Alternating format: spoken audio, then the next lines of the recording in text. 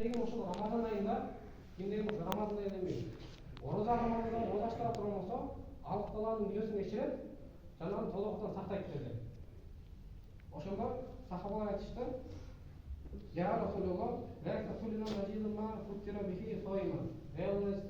Ушунча адам ораза кылмайт деди. Канчадан адамдар ораза кылмайт?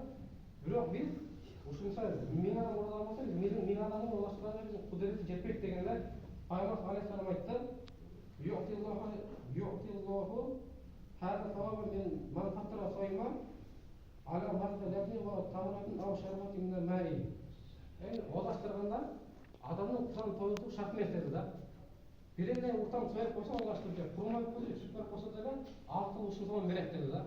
Демек тонда эмне оозаштырганда эмне кылыш керек? Дастаркон жайышы шарт эмес да. Бир адамга эмне курман сүт берип, суу берип, андан кийин бир оозашып койчу депчи. Алаканы ошо себептен бир уртан суу менен бир курман себептен Аллах эмне бар? Суу менен биздин күнөөбүздү кечирет, жана иншалла толугунан сактайт да. Yani hadis olmuş arkadaşlar. Manlaşma sayman kafafullahu min havli şarbata. Kimde şu Ramazan'da bir adam su vergen olsa kıyamet günü Allah'ta oşo su vergen adamı özünün gönlünü su veret dediler. Cenab-ı 5'e girgen için yani çarpması tanımak dedi. Ya hadis olan arkadaşlar vahva şahtun avvalın rahma ve avsatun mağfira ve ahir ba'idun minannar. Hem sonra Ramazan'ın 30 gün da 30 günün birinci 10 günü bu nere? Rahmat diyor. Rahmat günler deydi. Ошо 10 күн өткөч Аллахтан рахмат түшөт да.